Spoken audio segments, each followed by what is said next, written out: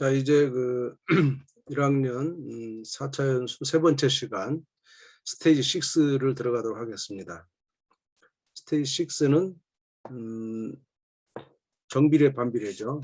정비례 반비례. 이 정비례 반비례는 2015에서 또 초등학교에서 올라온 겁니다. 정비례 반비례가 참 순환이 많은데요. 6학년과 중학교 1학년 사이에 서로 널뛰기를 여러 번 했고요. 7차에서 이게 이제 정비례 반비례가 중학교 1학년이었는데 그 뒤로 또 내려갔다가 또 다시 2015에서 올라오게 됩니다. 그거는 이제 정비례 반비례는 수식을 써야 되기 때문에 예를 들면 정비례는 y ax 이런 수식을 쓰죠. 반비례는 y는 x분의 a. 이건 결국 이제 문자 기호를 언제 쓰느냐에 따라 달려 있습니다. 이 전에는 문자 기호를 6학년에서 도입을 했어요. 그래서 이제 6학년에서 문자를 쓰고 방정식도 쓰고 등식의 성질도 쓰고 6학년에서 그 과정에서 정비례가 또 가능했기 때문에 6학년으로 내려갔는데 다시 이제 방정식이 중학교로 올라왔죠.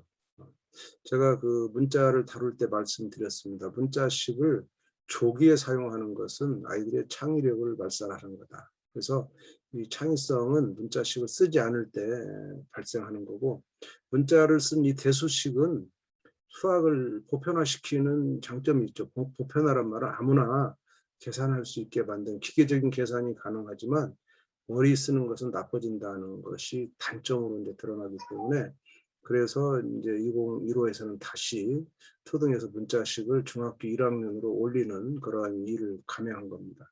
그러니까 문자식이 왔다 갔다 하는 것은 간단한 게 아니고 학생들의 교육에서 철학입니다. 문자를 너무 일찍 쓰게 하지 않는.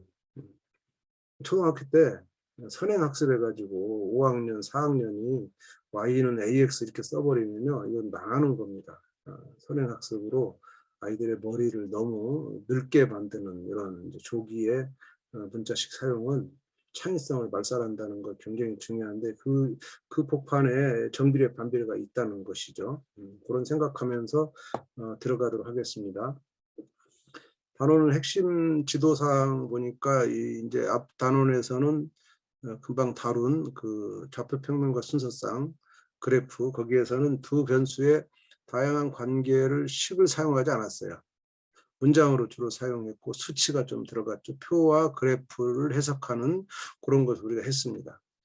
이제 이 단원에서는 두 변수 사이의 관계 중에서 특별한 경우, 변수 관계가 굉장히 많지만 특별한 경우가 이 정비례 반비례죠. 여기에 초점을 두게 되고, 정비례 반비례도 이것을 그런 그 변수에 시작하는 것이 아니라 다양한 관계를 주고 그 중에 정비례 반비례인 걸 찾아보고 그 이유를 설명해 보게 합니다. 이게 굉장히 중요한 얘기예요.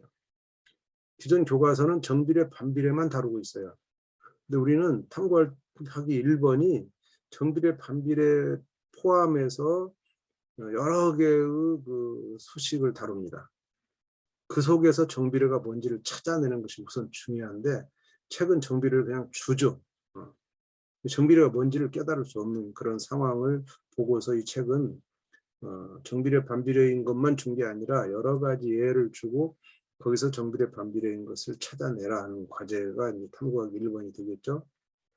이제 찾아내면 이제 그다음 그래프를 그릴 수 있고 그래프 특징을 관찰해서 일반화하는 것이 이 단원의 중요한 목적입니다.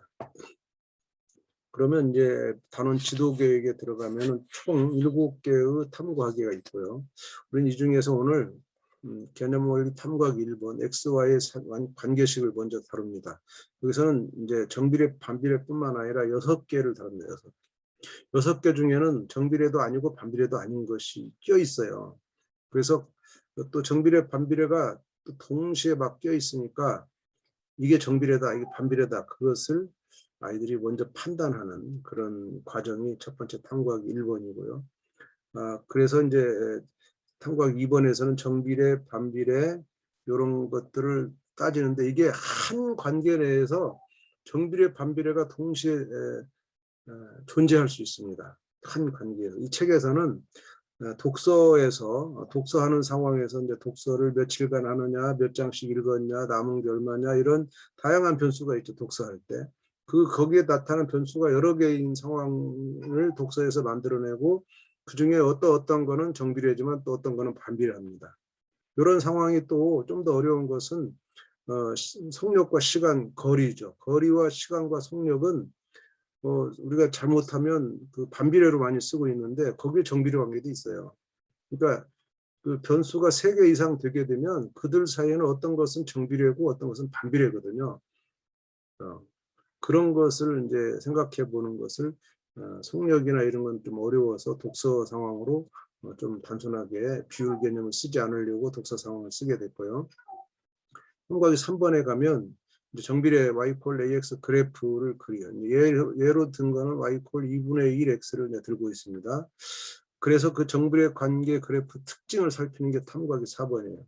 우리는 탐구하기 5번을 할 건데 탐구하기 5번은 역시 정비례 관계 그래프를 그리는 겁니다. 이 그래프를 그리게 되면 이제 3번이나 4번에 이런 정비례 관계 식이라든가 그래프 특징을 다 커버할 수 있기 때문에 제가 5번을 잡았고요. 그다음에 6번을 다루게 될 건데 6번은 이제 반비례 그래프의 그래프 특징 이걸 다루고 그래프 그리는 것은 다루지 않겠습니다. 이거는 스스로 이제 할 수 있도록 했고요. 6번은 이제 여기서 그래프의 특징, 특히 그 나중에 중3 때 2차 함수 그래프를 그려야 되기 때문에 부드럽게 그리면 곡선이 나타나 꺾어지지 않고 그래서 꺾은 선을 주고서 이것이 이제 이 반비례 그래프로 적당한지 부드러운 게 적당한지 이런 거에 대해서 학생들이 민감하게 생각할 수 있는 그런 과제를 오늘 우리가 다루도록 하겠습니다. 자, 그러면 이제 학습 목표 상세화하는 성취 기준으로 들어갈게요. 교육과정 성취 기준은 정비례 반비례 관계를 이해하고 그 관계를 표식 그래프로 나타낼 수 있다. 자, 교육과정이 굉장히 잘 되어 있는 게 바로 이 부분입니다. 표식 그래프로 나타낼 수 있다. 근데 이거를 잘못 해석하면 표 따로, 식 따로, 그래프 따로. 현재 우리 교과서 그렇게 지금 다루고 있어서 아이들이 이 관계와 식과 표와 그래프를 연결을 못 시키는 이런 거죠. 이제 그래서 철저히 우리 수학의 발견은 절대로 표하고 식하고 그래프를 떨어뜨리지 않습니다. 한 과제 내에서 반드시 카톡 소리가 많이 들리나 보죠. 카톡을 로그아웃을 해야 된다. 카톡 소리가 좀 심하죠. 이게 어떡하지? 제가 카톡이 갑자기 안 잡히네. 잠깐만요. 로그아웃 시켜볼게요.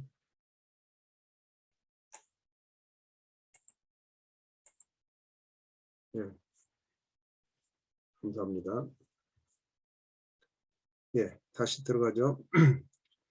표식 그래프 요거를 선생님들은 계속 매 순간마다 염두에 두셔야 돼요. 그러니까 표와 식과 그래프는 절대로 떨어지면 안 됩니다. 이것이 붙어야만이 아이들이 함수를 정확하게 볼 수가 있어요. 정비례 반비례도 다 함수이기 때문에 함수를 다루는 기본으로 이걸 익혀야 되고 중2에서는 우리 수학의 발견이 이걸 완전히 그냥 이렇게 할 수 있도록 엮어놨어요. 그래서 1차 함수를 이해할 때 표와 식과 그래프가 아주 밀접하게 관계된 걸 계속 동시에 묻습니다. 동시에. 식으로만 이해하는 그런 거를 철저히 배제했어요. 핵심 발문에 가니까 두 변수가 정비례인지 반비례인지 어떻게 판단할 수 있느냐. 얘들은 어떻게 판단하냐면요. 단원 이름이 정비례면 거기 나온 건 다 정비례로 판단하고 단원 이름이 반비례면 다 반비례라고 판단해요. 그렇게 하면 안 되고 그래서 섞었어요. 자꾸 섞어서 이게 정비례인지 반비례인지 헷갈리게 하고 본인들의 판단으로 이게 정비례구나 반비례구나 할 수 있도록 질문을 왜 반비례니 왜 정비례니 계속 묻고 있어요. 그게 우리 수학의 발견의 특징이라고 보시면 됩니다. 탐구 1번 들어가 볼게요. 탐구 1번은 교과서가 다루지 않기 때문에 바로 우리 수학의 발견 들어갈게요. 교과서들은 XY 관계식을 다양하게 주지 않아요. 그래서 바로 그냥 정비례 하면 정비례 식만 주고 정비례하는 모양을 설명하고 있는데 지금 탐구 1번에서는 6개, 1, 2, 3, 4, 5, 6, 6개죠. 자, 그다음에 여기에는 약간 이제 환경 문제를 조금 수업 시간에 다룰 수 있도록 환경에 관한 주제를 많이 삼았습니다. 친환경 재생용이라든가 이산화탄소 배출량이라든가 그다음에 이산화탄소 흡수, 소나무가 흡수한다든가 이런 거를 소재로 담아서 이걸 만드신 분이 일부러 이제 친환경 소비라는 어떤 그 타이틀을 걸고 만든 문제입니다. 이거는 이제 Y콜 배출량이니까 115x라는 이런 1차 함수전 동시에 정비례가 나타나는 거죠. 남은 돈이기 때문에 Y는 5,000원으로 이제 사면은 4x로 빠지고 이런 뺄셈이 되는. 그래서 이거는 정비례, 반비례 아무것도 아닌 거고 이거는 정비례가 되는 함수를 다루고요. 일단 3번에서는 이제 넓이니까 x, y 가로 세로 곱하면 넓이가 2가 되는 반비례 그래프죠. 반비례. 이렇게 정비례와 아닌 것과 반비례를 섞었고요. 그 다음 4번, 5번, 6번도 마찬가지입니다. 이 식은 이제 계산해 보시면 30x라는 정비례. 그다음에 이거는 2차 함수입니다. 3.14x 제곱. 3.14가 이제 원주율인데 아직 중학교 1학년의 파이를 배우기 전이잖아요. 그래서 그냥 초등학교 때 3.14를 그냥 쓸 수밖에 없고 요즘 초등학교에서는 3.14를 꼭 강요하지 않고요. 3을 씁니다. 3. 원주율을 3을 쓸 수 있도록 허용해 줬어요. 3도 쓰고 3.14도 쓰고 애들이 물어봅니다. 선생님 원주율 얼마로 할까요? 물으면 당연히 3.14다 이렇게 말씀하시면 안 되고 그냥 3으로 써도 돼 라고 말씀하셔야 됩니다.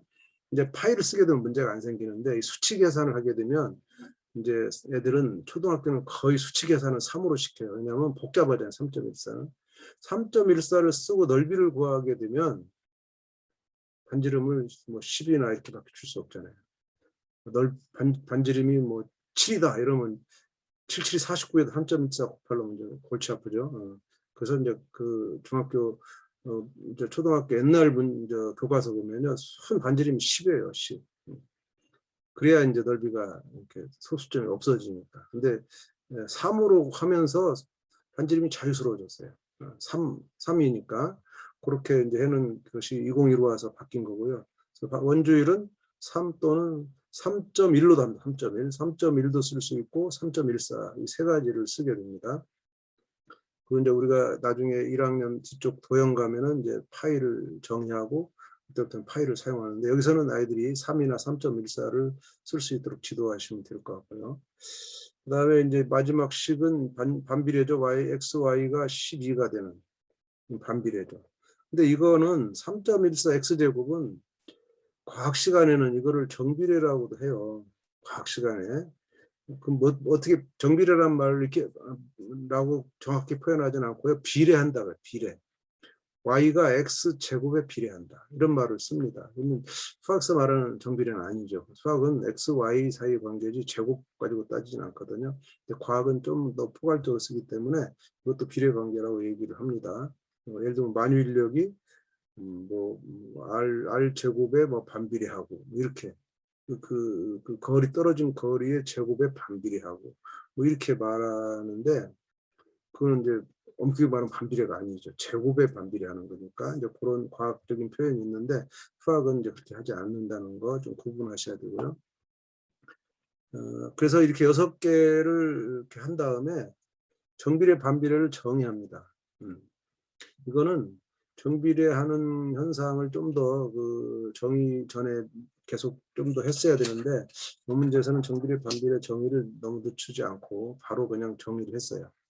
정의하고 그 대신에 정비례 반비례를 따지는 것으로 충분히 학습이 가능하다 판단했기 때문에 정비례 반비례가 바로 1번 탐구하기 1번에서 나온다는 거, 정의하기를 늦추지 않았다는 거, 그 의도는 이게 어려운 정의가 아니기 때문에 이제 그런 거고요.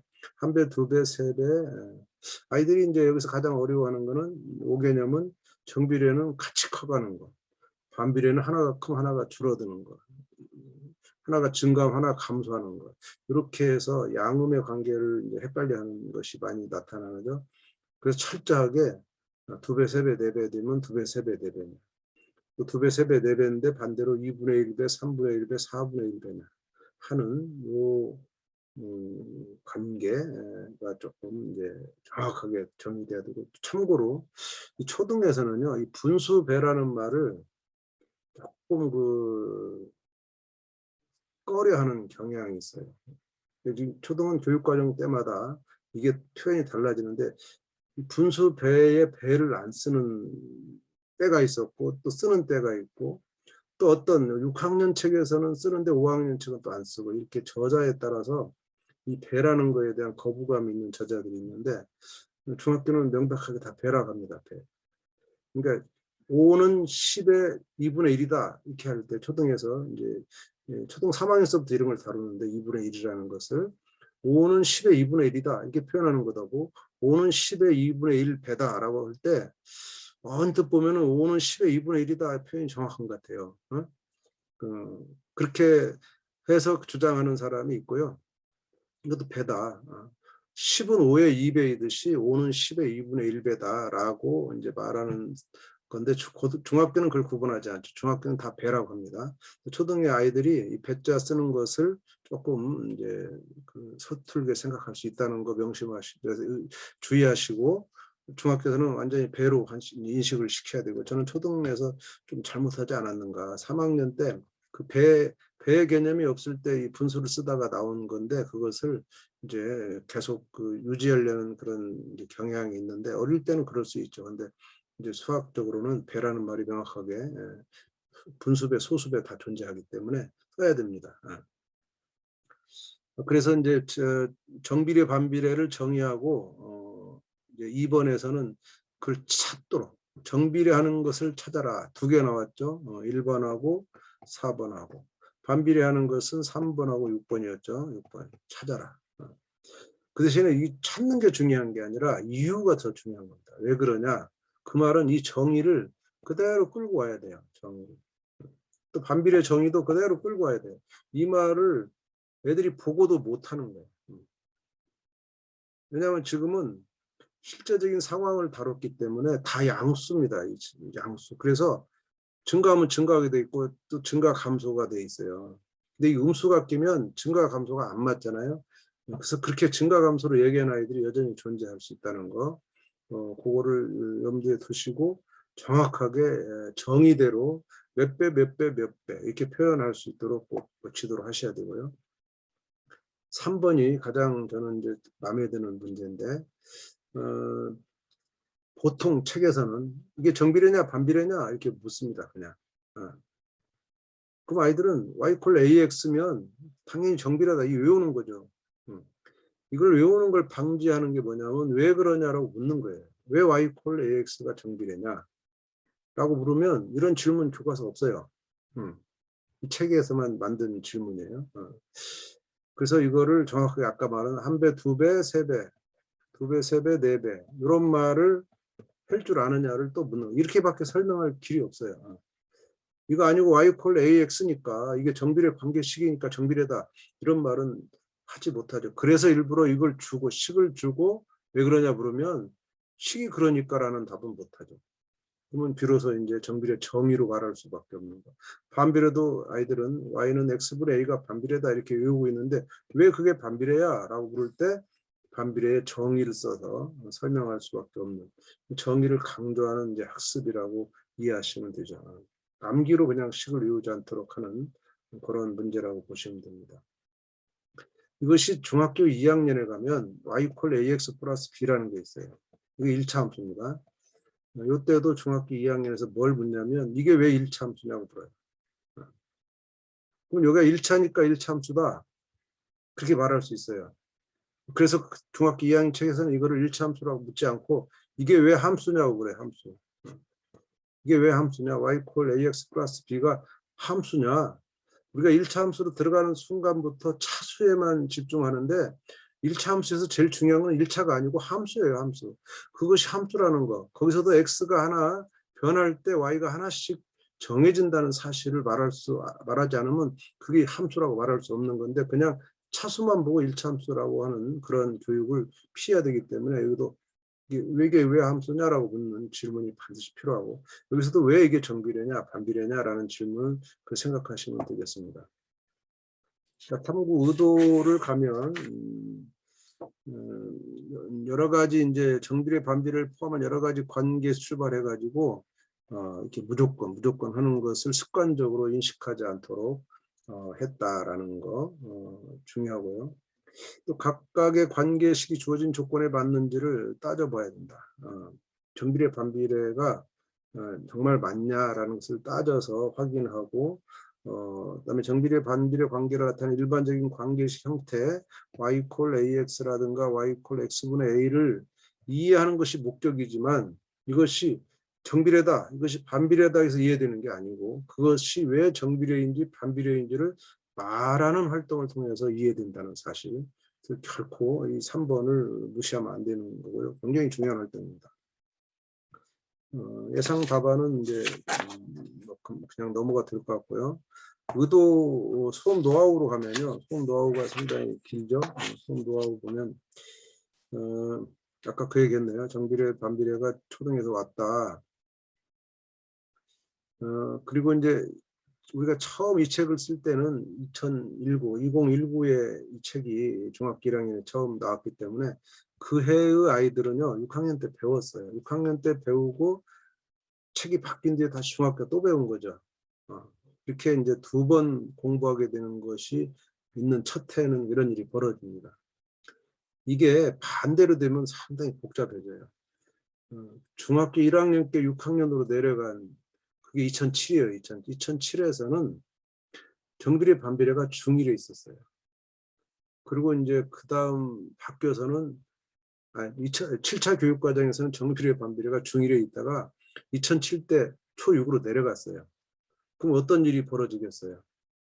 2007 이전에 7차 때 6학년은 정비례를 안 배웠어요. 중학교 올라와 보니까 또 정비례가 내려가 버렸어요. 걔들은 영원히 정비례 반비례를 안 배운 세대가 됩니다. 그럴 때는 국가가 중1 선생님들한테 그렇게 바뀐 거는 따로 지도안을 주셔야 되죠. 국가가 제시해서 중1 선생님들은 플러스 그 시간을 해야 됩니다. 그렇지 않으면 정비례 반비례를 걔들이 영원히 모르는 세대가 되어버리기 때문에 근데 우리나라에서 그렇게 하지 않았어요. 2007 때 그렇게 교육부가 그런 그 좋은 서비스를 하지 않고 그냥 넘어간 사례가 있습니다. 근데 다행히 이제 이렇게 거꾸로 초등학교에서 올라오면요 2번 배우는 거니까 뭐 문제는 안 생기죠. 그렇지만 선생님들이 지도할 때 2019에 중1이요. 지금 애들은 안 배우고 올라온 애들이지만 2019에 중1 애들은 이거를 이제 배우고 왔다는 사실을 감안해서 지도해라 이런 말을 넣어놓은 건데 이거 이제 앞으로 이 말은 빼야 될 것 같네요. 그죠? 실생활 예를 통해서 정비례 반비례를 직관적으로 이해하는 것이 먼저. 정비례 반비례를 수식으로 이해하는 것이 아니라 실제 있는 거다. 근데 이제 이게 주의할 게 일상에서는 그리고 성인들은 정비례는 하나가 커지면 나머지도 커진다. 반비례 하나 커지면 작아진다. 증가 감소로 이해를 한단 말이에요. 이거는 아니라는 거. 수학적인 정의에 맞게 수정해야 된다. 이거는 배의 개념이지 증가 감소 개념이 아니라는 사실. 그다음 음수까지 다 포함된다는 사실. 일상에서는 음수가 없지만 수학에서는 음수가 존재하기 때문에 굉장히 어렵죠. 그다음 2번을 답하려면 이제 변화 관계를 살펴야 되고 이것을 식으로 살피는 게 아니라 1배, 2배, 3배로 살펴야 돼요. 아직 식으로 살피는 거는 이 다음 단계로 넘어가야 되기 때문에 표를 가지고 이제 살펴다든가 하는 그런 변화값을 이제 표를 작성하면 쉽다. 실제로 애들이 표를 많이 작성하더라고요. 밑에도 표가 많이 나와 있죠. 표가 있는데 표를 가지고 아이들이 이제 파악하는 것이 가장 쉽다는 거 이해할 거고요. 그다음에 이래서 그 관계식을 찾았는데 특정한 x 값을 대입해야 한다는 아이디어를 떠올리지 못하거나 이런 아이들이 많죠. 식을 만들었는데 두 변수 사이의 관계 파악에 어려움을 겪는 학생들이 있어요. 그러니까 몇 배 따지려면 특정한 x 값을 만들어야 되는데 식은 만들었지만 이거를 이제 못하는 아이들이 있다면 표를 한번 그려봐라 이렇게 안내할 수 있다. 하지만 이제 표는 아이들이 또 잘 만들더라 하는 것이 실험에서 이제 밝힌 거고요. 그다음 그 161쪽 가면은 이제 2번을 해결한 후에는 x, y가 정비례하지도 반비례하는 것에 대해서 이유를 생각해보는 시간을 갖는다. 아까 2개가 빠졌죠. 4000 마이너스 5x와 y 콜 파이 x 제곱 3.14 x 제곱. 그 2번, 5번은 왜 정비례 반비례가 아니냐. 이렇게 따져보면 또 여기에 잘못 답한 애들도 자연스럽게 이제 의견을 제시할 수 있는 기회를 제공하고 또 옳고 그름을 따져볼 수 있다라는 것이고요. 실제로는 또 정비례 반비례로 착각한 애들이 있어요. 감소하니까. 2번은 감소하잖아요. 또 5번은 증가하잖아요. 그러니까 이거를 감소하니까 반비례, 증가하니까 그다음에 정비례 이렇게 착각하는 아이들이 있다. 그래서 이런 것들을 좀 정확하게 이제 학생들이 생각해서 이 정비례 반비례 정의에 맞게 판단해야 된다는 것을 가르칠 수 있는 기회를 삼으면 좋겠고요. 예를 들어서 보면은 이제 이 y 콜 마이너스 2x 그런 예가 이제 좋은 그러니까 정비례는 같이 증가한다. 커지면 커진다. 얘는 커져도 작아지잖아요. 하지만 정비례란 말이에요. 배의 개념이기 때문에 여기서 좀 어려운 게 이제 배라는 말, 배수잖아요. 배수가. 저는 이제 이 초등에서 약수 배수가 정의되기 때문에 자연수에서만 약수 배수가 정의돼서 이제 뭐 2의 배수 그러면은 2, 4, 6, 8, 10 이렇게 가는 거죠. 하지만 중학교 1학년에 또 첫 단원이 1학년 첫 단원이 소인수분해예요. 소수 소인수분해인데 거기도 아직 음수를 배우지 않은 상태에서 2단원 이제 정수 1수 가야 음수 나오니까 거기서도 또 약수 배수를 소인수분해 다루는데 또 거기서도 배수를 음수까지 확장할 수가 없는 상황이죠. 이렇게 거푸, 영거푸 초등학교 5학년과 중1에서 약수 배수를 다루게 되는데 그 장면에서 이 음수에 대한 배수를 정의할 수 없다는 것이 불행이죠. 근데 지금 이 상황에서는 정비례를 다루려면 이제 음수에 대해서 배수를 써야 돼요.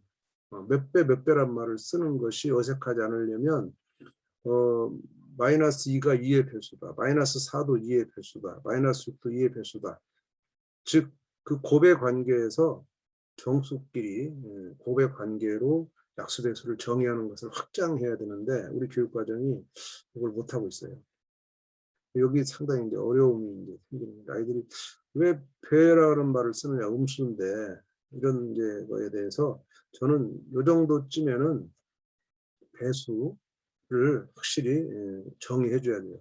A는 BQ 플러스 R 정수론 들어가면은 이제 나머지가 0일 때가 배수인데 0을 빼더라도 R을 빼더라도 A, BQ라는 두 정수 A, B 사이에 이렇게 또 다른 정수 Q를 곱해서 성립하는 곱의 관계일 때 약수 배수가 정의가 돼야 돼요. 정수로 확장해서 A, B가 자연수가 아니고 정수일 때. 그래서 0도 모든 수의 배수다. 이런 그런 그 확장이 저는 이제 요때쯤은 일어나야 된다. 또는 유리수 양수와 음수를 가르칠 때 음수를 가르치면 거기에 따라서 음수의 배수, 음수의 약수도 가르쳐야 된다. 이게 또 고등학교 올라가면요. 인수정리라는 거예요. 인수정리. 인수정리에서 그 인수분해할 때 3차식, 4차식의 인수정리를 이용해 상수항 약수를 대입해야 되는데 음수를 대입해야 돼요. 음수를. 1이 있으면 플러스 마이너스 1을 약수로 삼아 대입해야 되는데 거기 그 고등학교 교과서가 이 저학년에서 중학교에서 또 이 약수 배수를 음수까지 확장을 안 시켜놨기 때문에 고등학교 책에서 약수를 대입한다는 말을 못해요. 바보처럼. 이렇게 되는 이상한 교육과정인데 저는 이제 이거는 뭐 결국 수업에서 풀 수밖에 없어요. 수업에서 교육과정이 못 해주기 때문에 이제 그런 부분 말씀드리는 거고요. 커지고 작아지는 것이 이렇게 아니고 배로 가는 거다. 2배, 3배, 4배 또는 2분의 1배, 3분의 1배, 4분의 1배 이렇게 해서 정비례, 반비례를 구분할 수 있다. 또 이제 A를 상수로 보고 일반화하는 경우에 A의 구체적인 값을 대입하여 확인한 경우 있었다. 이런 거 애들은 자꾸 구체적인 값을 대입해서 확인하는 게 좀 필요하겠죠. 그 두 경우를 비교해서 일반화해 볼 수도 있다. 이런 것을 수업 노하우에 실었고요. 수험 연구로 한번 가볼까요? 한 장 넘겨서 162쪽 가면은 이게 이제 단위 문제입니다. 단위 문제. 실생활 문제이다 보니까 관계식에다가 단위를 쓰는 경우가 있습니다. 당연히 관계식의 단위를 쓰는 것이 당연하지만 사실 중학교 우리가 지금 집중할 거는 단위가 아니고 관계식이기 때문에 단위를 쓰지 않아도 되는 좀 자유로운 것을 해줬으면 좋겠다. 이 단위를 쓰다 보면 단위 때문에 계속 싸우게 되고 이런 걸 또 시험에 내면 단위 때문에 맞았냐 틀렸냐 이런 걸로 계속 또 시비 거는데 핵심은 아닌 단위는 핵심은 아니다. 과학도 아니고 수학이기 때문에 관계식에 집중하도록 하는 것이 필요하고요. 그 문자식을 사용해 나타내지만 아이들이 곱셈기호나 나눗셈기호를 생략하지 않는 경우가 나옵니다. 이게 그때는 막 생략하지만 여기서 요점 되면 또 아이들이 그냥 쓰는 실제로 답도 이렇게 곱셈기호를 막 쓰고 나눗셈기호 뭐 이렇게 곱셈기호 씁니다. 이런 거를 꼭 생략해야 된다. 이거 가지고 또 감점하는 학교가 있는데 이거는 생략할 수 있는 것이지 생략해야 되는 것은 아니다라는 것이기 때문에 의무상 아니기 때문에 좀 주의했으면 좋겠다. 그런 말씀을 이제 드립니다. 그 다음 이제 두 번째로 넘어가면 이제 규칙 속의 그림이라는 단원으로 넘어갈게요. 여기도 성취 기준은 여전히 똑같고요. 그 성취 기준에 좀 더 이제 다양한 성취 기준을 만들었는데 그래프를 이제 어떻게 그릴 거냐. 다양한 방법으로 정비례 반비례 그래프를 그려보자라는 거고 특징을 스스로 발견하게 하자. 특징을 스스로 발견하게 하자. 이런 거. 그 다음에 그래프 그릴 때 유의하는 점. 유의하는 점은 뭐냐면 특히 반비례 그래프에서 부드럽게 이어야 된다는 거. 이런 거를 좀 정확하게 그릴 수 있도록. 그래서 정비례 반비례 그래프는 어떻게 그릴 수 있느냐. 우선 그걸 그릴 줄 알아야 되고 특징이 뭔가 하는 것이 가장 핵심적인 질문이 되겠습니다. 자, 이제 이 부분은 검정교과서를 좀 보면서 갈게요. 검정교과서는 y = ax 그래프를 이제 어떻게 그리는가에서 이제 표를 먼저 해서 순서쌍을 가지고 순서쌍을 그리면 거기에 점을 찍어서 이렇게 그리고 이제 이것을 직선으로 그을 걸 염두해서 수 전체이면 어떻게 되느냐 이런 질문으로 가고요. 바로 밑에 가서 이제 점을 늘려 가지고 직선으로 가는 것을 설명하고 있습니다. 그래서 이제 AX 그래프는 어떻게 하냐 항상 원점을 지나는 직선이다 이런 것을 강조하고 또 하나 중요한 거는 원점 O와 이 그래프가 지나는 한 점만 이으면 쉽게 그릴 수 있다. 이게 직선의 결정 조건이죠. 학생들은 실제로 이제 이런 상황을까지 가야 되는 거죠. 그러니까 이제 점을 여러 개 찍어서 그릴 게 아니고 이게 정비례다, 정비례가 직선이다라는 사실을 이제 확실히 인지한 상태에서는 원점이 있기 때문에 그 나머지 한 점만 잡으면 이제 그래프를 그릴 수 있다라는 것까지 가는 것이 교과서의 지도기도 하고 이 책도 우리도 그것을 강조해서 가고 있습니다. 그러면 우리 수학의 발견은 이제 탐구하기 5번에서 정비례 관계 그래프 그리기 했는데 사실은 이전에 탐구하기 4번에서 정비례 그래프를 어쨌든 그려봤어요. 거기서는 정비례 식을 주었지만 5번에서는 이제 제가 5번을 다룬 이유는 정비례하는 관계식을 만들어 봐라. 이것도 굉장히 중요한 경험이에요. 만드는 거, 문제를 자기가 만드는 겁니다. 대개는 정비례 관계식을 주고 그거를 그래프만 그렸다는 것에서 이제는 조금 더 발전된 것은 뭐냐면 지가 정하는 거죠. 관계식을.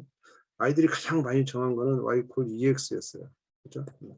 왜냐하면 1은 y = x는 조금 그렇잖아요. 1이라는 건 너무 뻔하니까 아이들이 여기서 변화시키는 게 2x 또는 2분의 1x도 생각할 수 있는데 생각해 보세요. 2분의 1x가 많겠습니까? 2x가 많겠습니까?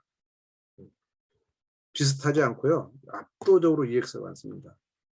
아이들한테 분수는요. 굉장히 어려운 수예요. 분수가 나오면 연산할 때 예를 들면 덧셈을 한다. 자연수 덧셈은 잘하던 아이도 분수를 더할 때는요. 이상한 덧셈을 합니다. 그것을 해야만 되는데 극복 못하는 것은 분수 자체가 주는 그 부담감이 굉장히 큰 거죠. 그 초등학교 3학년 때 분수를 배우게 되는데 그때부터 분수를 정확하게 이해시키지 못했기 때문에 분수라는 개념, 우린 중학교에서 계속 가르쳤기 때문에 분수를 가르치진 않죠. 분수를 처음 가르칠 때가 문제인데 분수는 자연수하고 전혀 다른 수입니다. 전혀. 이 분수에서 2분의 1, 3분의 2, 4분의 3 이렇게 할 때 이 분자에 있는 1, 2, 3은 자연수하고 똑같아요. 근데 분모에 있는 2, 3, 4는요. 자연수하고 아무 관계가 없어요. 분모 2, 3, 4는 자연수가 아니에요. 이거는 물건입니다. 물건. 개체입니다. 개체. 중학교로 말하면 문자입니다. 문자. A, X 이런 문자예요. 그래서 그것들은 개수의 개념이 아니에요. 개수는 분자입니다. 문자의 개수는 개수입니다. 개수. 그러니까 이 분모는 X 개념이고 얘는 개수 개념이에요.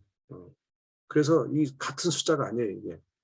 그렇기 때문에 아이들은 애들 눈에는 숫자 2개밖에 안 보이는데 각각 역할이 달라서 이 분수가 어려운 거예요. 근데 실제로 이렇게 했을 때 아이들은 대개다 이렇게 그 자연수로 된 거 이렇게 하고 이런 식을 많이 만들고요. 그 다음에 그래프로 그려보자 할 때 오른쪽에 주어진 거는 사실은 그냥 완전히 모논종이도 안 주고 빈칸을 그냥 박스만 주고 그 안에 그려라 이렇게 할 수도 있는데 그건 정작 아이들한테 너무나 큰 부담을 주는 것 같아서 모논종이를 주는 대신에 뭐가 빠졌습니까? 기본적으로 축이 빠졌죠. 축은 네 손으로 그려라. 그런 거고 애들은 대개 이제 가운데에 X, 가운데에 Y 이렇게 여기서는 문제가 안 돼요. 왜냐하면 다 원점을 지나기 때문에 문제가 안 돼요. 또 반비례 그래프도 원점이 가운데 있는 거니까. 근데 만약 이제 이것을 2차 함수나 또는 1차 함수나 이렇게 하면은 원점 안 지날 때는 가운데다 원점 잡아서 낭패 보는 게 많이 있을 수 있죠. 근데 지금은 문제는 안 되지만 어쨌든 이렇게라도 아이들이 이제 축을 잡고 점을 찍어서라도 그래프를 그려보는 뭐 또는 이유일 수도 있겠죠. 이런 그래프를 직접 그려봐라 이렇게 하는 것이 첫 번째 이제 과제입니다. 여기서 핵심은 관계식을 만들어라 이게 가장 핵심이고요. 축을 네가 그려라 하는 것이 핵심이에요.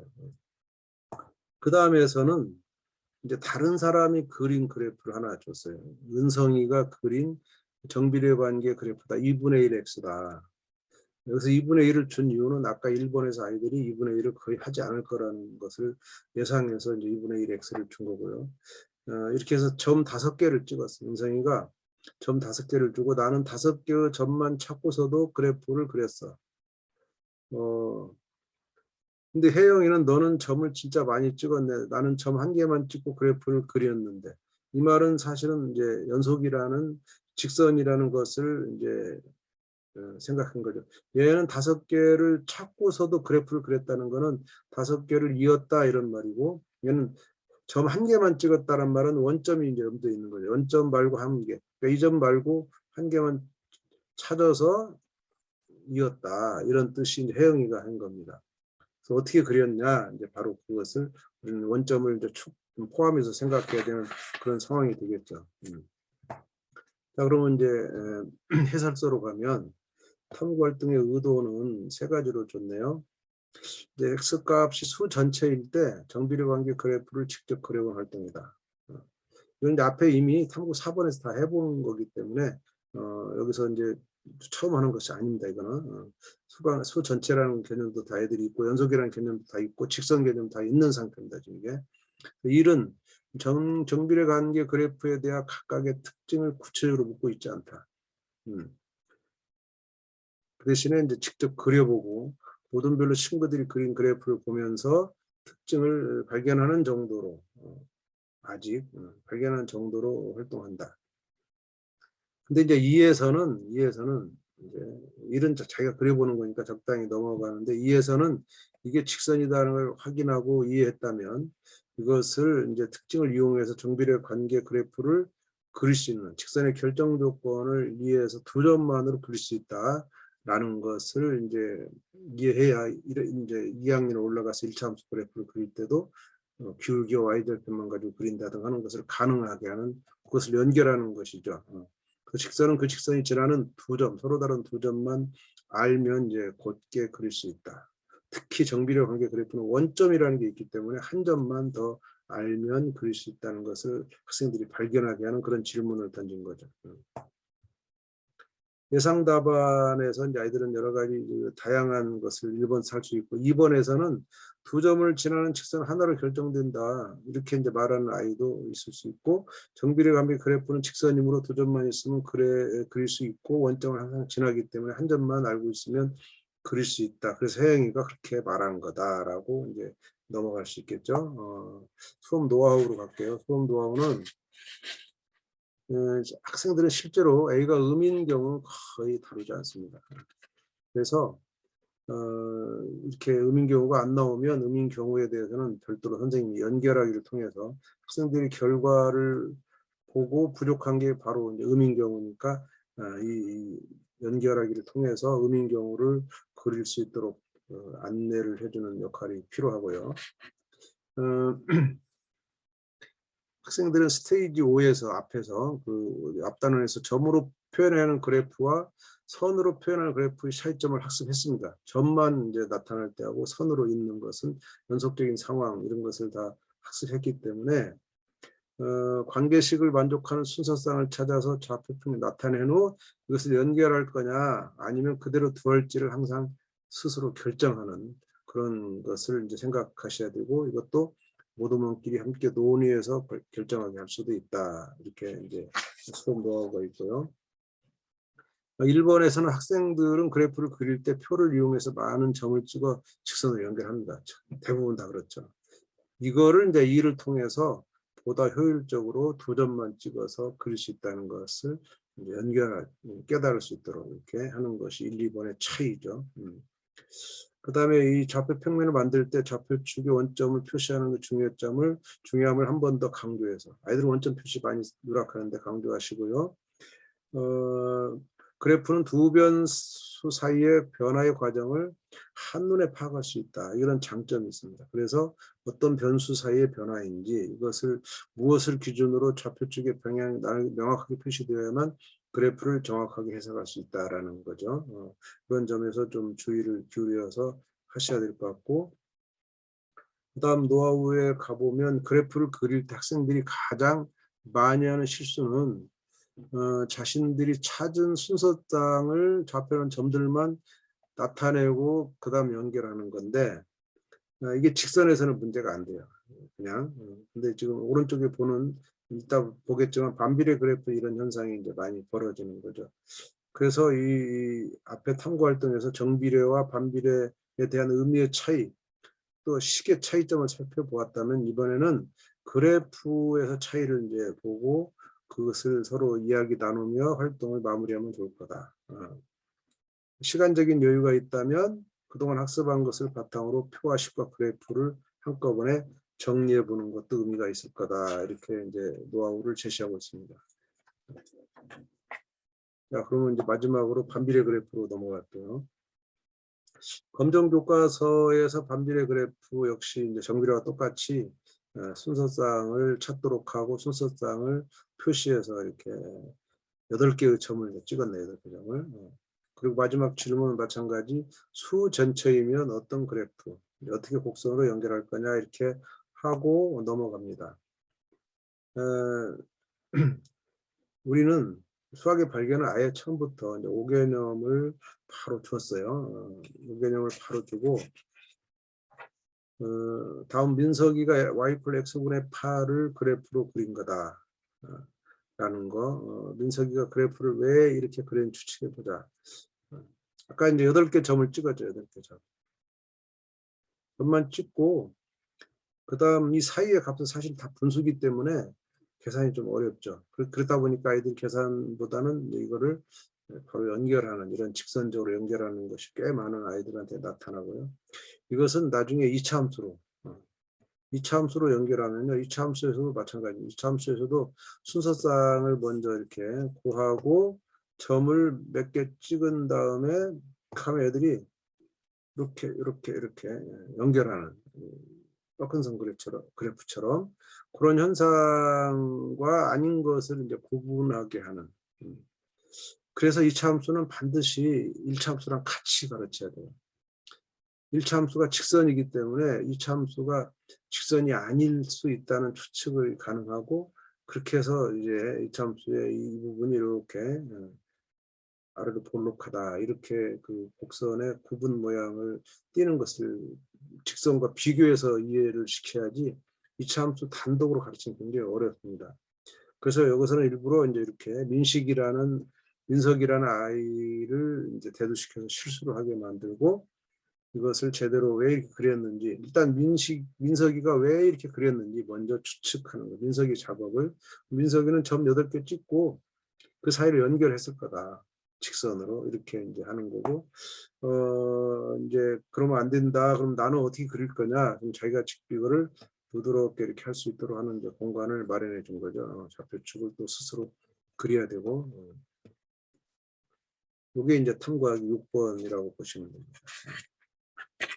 이렇게 해서 아이들이 이제 반비례 관계의 그래프를 부드럽게 연결할 수 있는 이런 과제를 주었고요. 탐구할 등 의도는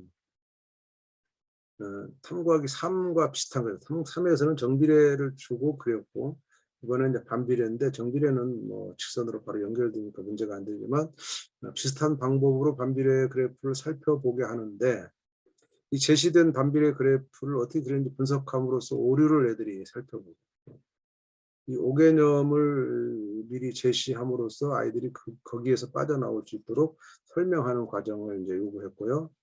그다음에 반비례 그래프를 그릴 때 어떤 점에서 유의해야 되는지를 스스로 파악하게 하는 그런 과제라고 이해하시면 됩니다. 민석이가 그린 그래프는 잘못된 거다. 아이들이 이제 그렇게 말할 때 왜 잘못됐느냐 여러 가지 있지만 각각의 점들 사이에는 선분이 아니고 곡선으로 연결해야 된다. 그다음에 또 민석이 잘못은 x값에 대한 특별한 언급이 없기 때문에 모든 수를 생각해서 마이너스 8부터 1 여기까지만 할 게 아니라 그 바깥에도 더 그려야 된다. 더 확장해야 된다. 이런 얘기를 또 하는 아이도 있고요. 거기서 민석이 그래프에서 발견할 수 있는 정수점이 정수 격자점이 3,3이에요. 3,3. 근데 그 직선으로 연결하면 3,3이 이제 지나는데 실제로 계산하면 3분의 8이거든요. 거기가 3,3분의 8. y는 이제 x분의 8이니까 여기다가 x가 3이면 y는 3분의 8이거든요. 직선은 3,3을 지나게 되죠. 이게 이제 이 4,4와 4,2와 2,4 사이에는 3,3을 지나게 되는 이 차이점으로 직선이 아니다라는 하나의 발례를 찾는 거죠. 그래서 또 발례라는 것을 교육하게 되는데 발례는 수학의 발견은 중1서부터 발례를 가르칠 수 있도록 그 맨 앞장 표지에 상대방이 뭘 잘못했느냐 잘못한 것을 설명할 때 너는 하나의 발례만 들으면 된다라는 그런 것을 가르치도록 우리 교육과정이 그걸 하지 않기 때문에 수학의 발견은 그거를 아예 처음부터 가르치도록 했고 실제로 그 발례란 말을 배운 아이들이 굉장히 그 발례를 좋아하는 게 하나만 들어도 된다는 것이 아주 매력이 되고 실제로 수학에서는 그 발례는 하나만 있으면 되는 거니까 바로 이 3,3과 그 3이 3분의 8과 다르다는 이 사실 하나로 곡선이 아니다라고 직선이 아니다라는 주장을 할 수 있는 거죠. 그래서 제대로 그리면 이런 그래프가 나와야 되는 거죠. 자, 수업 노하우로 갈게요. 수업 노하우는 이제 민석이는 8개 x값에 대해서만 관계식을 만족하는 y값을 구하고 그 순서쌍을 좌표라는 점을 좌표평면에 나타낸 다음 선분으로 서로 연결했다. 하지만 정비례 관계 그래프를 그릴 때와 마찬가지로 x값의 간격을 점점 더 작게 나눠야 되는데 이건 안 했지만 그 값을 대입해 얻어진 순서쌍이 가면은 이 그래프가 이제 곡선이 되는 것을 확인할 수 있다. 분수를 좀 써야 되겠죠. 아까처럼 3,3 하나만 가지고 할 수도 있고요. 이때 이제 x 값들이 많으면 순서상 구하기 어렵다. 하지만 보다 정확한 그래프를 얻을 수 있는 방법이므로 한 번쯤 학생들에게 분수를 써서라도 점을 찍어보게 할 필요가 있다라는 거죠. 그 다음에 반비례 관계 그래프에 대해서도 x값의 범위에 대한 언급이 특별히 없을 때는 그 범위가 0을 제외한 수 전체임을 강조해 안내해 준다. 0을 제외했다라는 말. 학생들은 이제 이 0 때문에 항상 고민이죠. 이제 y는 x분의 8이라는 식에서 많은 교과서가 저는 요즘 이제 많이 바뀌긴 했는데 옛날에 여기다 꼭 X는 0이 아니다 이렇게 표현하는 식을 봤어요. 저는 굉장히 나쁜 식이다. 이렇게 나쁜 식. X가 0이 아니라고 이렇게 자꾸 써주면요. 당연히 여기서는 X가 0이 되면 안 되잖아요. 처음부터 Y는 X분의 8이라는 식을 쓸 때는 X가 0이 아님을 전제로 쓴 거예요. 근데 이렇게 0이 아니라는 식을 이렇게 조건을 달아주면요. 나중에 우리가 자연스럽게 Y는 X분의 8이라고 썼을 때 여기 0이 아니라고 하는 표시가 없는 것으로 인해서 학생들이 틀렸다고 말하게 돼요. 이거는 자동적으로 포함되어 있는 거기 때문에 안 써줬어야 되는데 자꾸 써줘 버릇하면 또 계속 써야 되는 이런 문제죠. 근데 수학에서는 정의역이죠. 정의역. X가 0이 아닌 것이 정의역이에요. 이 정의역 최대의 법칙이라는 게 있습니다. 선생님들이 잘 들어보신 도 있겠지만 정의역 최대의 법칙.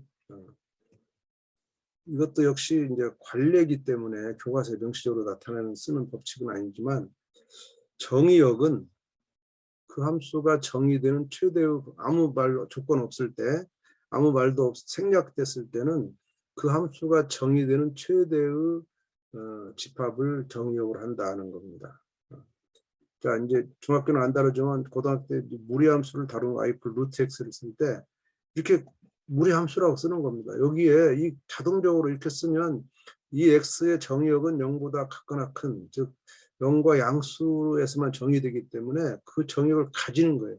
그것을 써서 가지는 게 아니고 안 써도 가지는 것이. 그렇다면은 y 콜 x라는 1차 함수에도 여기다가 x는 모든 실수라고 써야 돼요.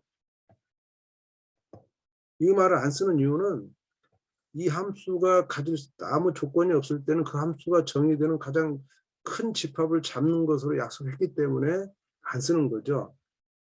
그게 디폴트 값이잖아요. 정해진 값이란 말이에요. 이것을 안 쓴다면 요것도 쓰면 안 되고 여기다가 x가 0보다 작거나 크다 이런 정의역도 써서는 안 되는 거죠. 그게 이미 그 중2 때부터 이제 함수가 나오면 1차 함수에서 이게 직선을 할 때 아무 조건이 없을 땐 수 전체 집합으로 한다라는 말이 정의역 최대의 법칙이에요. 그래서 정의역은 안 쓰는 겁니다. 쓰면 되는 게 아니고 쓰지 않아야 되고 정의역을 쓸 때는 언제냐면 제한할 때만 쓰는 겁니다. 정의역을 내가 양수로만 제한하고 싶다. 그러면 여기다가 x가 0보다 크다. 이렇게 쓰는 것은 괜찮아요. 양수만 따지는 거니까. 그렇지만 실수 전체에서 정의역이 형성되고 단 요거는 애당초 x가 0이면 정의가 안 되는 거기 때문에 그 함수가 정의되는 최대의 법칙을 잡는 거니까 아무 말이 없으면 저절로 x는 0이 아니라는 조건을 얘가 가지고 있는 함수란 말이에요. 그래서 특별히 그 반비례에서도 특별히 0이 아니다는 조건을 없을 때도 당연히 0을 제외하는 거예요. 있을 때 제외하는 게 아니고 있을 때만 제외하는 게 아니라 있으면 함수가 안 되는 거죠. 그러니까 x가 0이 되면 함수가 안 되기 때문에 반비례도 안 되는 거죠. 그러니까 반비례라는 말은 자체는 이미 x가 0이 아니라는 전제. 또 고등학생 이걸 유리함수 y 콜 x분의 k 그러면 이미 그 정의역은 0이 아니라는 전제를 가지고 있기 때문에 그 조건을 표시해 줄 필요가 없는 겁니다. 그래서 이 교과서 내에 이런 그 유리함수나 무리함수를 쓸 때 정의역을 가로 열고 쓰는 버릇은 아주 아이들한테 잘못된 그 오해를 키워줄 수 있다는 것이 오히려 제 주장이고요. 근데 책에 따라서는 쓰는데 쓴 건 틀린 건 아니에요. 그렇다고 안 쓴 것도 틀린 것이 아니라는 거죠. 안 써도 된다고 이미 다 전제를 했기 때문에 그렇게 이해를 해주시면 좋다 이렇게 생각하고요. 오늘 5장과 6장 이제 여기서 다 마치고 다음 이제 7월 달은 쉬고요. 6, 7월은 쉬고 이제 이렇게 하면 1학기 다 끝날 거고요. 2학기 이제 시작할 때 8월 첫 광복절 주인데 8월 20일 우리가 맨날 금요일 만나니까 8월 20일 저녁 7시에 다시 만나고 2학기는 8, 9, 10 세 번, 네 번인가요? 오늘이 몇 차예요? 오늘 4차인가요? 5차인가요? 까지네. 오늘이 4차네요. 앞으로 4번 남았네요. 8차까지 있으니까 계속 참여하시고요. 예, 다음 8월 달에 뵙도록 하겠습니다. 예. 손현욱 선생님 수업만 받아도 허리가 아프. 그러시죠. 네, 왔다 갔다 하시는 것 같은데 허리가 아프시구나. 네. 선 선생님 어떠세요? 계속 제가 이 강의가 애당초 이렇게 우리가 내용이 많아가지고 선생님들하고 제가 질문하고 뭐 하면 이게 뭐 한없이 11시, 12시 갈까봐 이제 제가 드릴 말씀을 주로 강의 위주로 가기 때문에 좀 듣기 힘드시죠? 아니요, 괜찮습니다. 예. 예, 예, 잘 들어서 감사하고요. 박선영 선생님은 어떠세요? 한 학기 참석해 보신 소감 간단하게 박선영 선생님.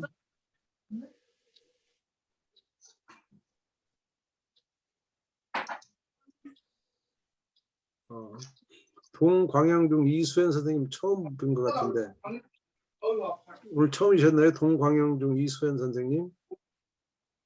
저 그전에는 계속 연수 시간마다 좀 네. 일이 있어가지고. 그러시죠. 처음에 오셨다가 네. 네. 오늘 뭐 이제 거의 1학기 마친 것 같은데 소감이 어떠세요? 저는 다음 주에 이제 이 함수 이게 지금 평비례 반비례를 들어가게 되는데, 예, 예. 그래서 이제 애들을 가르칠 때 조금 어떤 방향으로 해야 될지 조금 생각을 해볼 수 있는 시간이었습니다. 그럼 좌표 감사합니다. 평면과 그래프는 나갔어요? 네, 나갔어요. 제가 좀 늦었군요. 네, 이소영 선생님은 어떠세요? 이소영 선생님? 네, 저도 지금 작년에 복직해가지고 계속 강의식 수업하면서 고민이 많았었는데요. 네, 네네. 올해 그 수학의 발견 수업 최솔 선생님 수업 들으면서 모든 수업을 계속 운영하지는 못하지만 계속 이 네네. 학습지를 활용해서 수업을 하고 있는데 너무 도움이 많이 되고 있어요. 아이고 감사합니다. 네, 너무너무 감사합니다. 네. 그 아이폰인데 황성수 선생님인가? 성수. 네네네. 예, 예. 얼굴이 안 보여가지고. 네. 그 가끔씩 머리 들어오시긴 머리카락이. 한데, 예, 어떠세요? 네. 예. 네. 잘 듣고 있습니다. 그러세요? 네. 고색고 이지선 선생님은 고등학교 선생님 계속 들어오시네. 이지선 선생님. 네. 왜 네. 계속 들어오시는 겁니까? 중학교 수업에? 고등학교 수업을 하는데 지금 학습지를 재구성하는데 음, 뭔가 수학의 발견의 아이디어가 도움이 음, 되는 것 같아가지고, 그리고 아까도 계속 들을 때 이제 어떤 거에 이제 중점을 둬서 이제 학습지를 만들었는지가 네. 나중에 이제 고등학교 때에서도 어떤 거에 중점을 둬야 할지가 이렇게 다시 보게 하는 그런 게 되는 것 같아요. 아이고, 예, 그래서 예. 네. 일부러 그래서 중학교 수학의 이렇게 발견 관심 갖고 참여해 주셔서 감사합니다. 예, 수고 오늘, 많으셨습니다.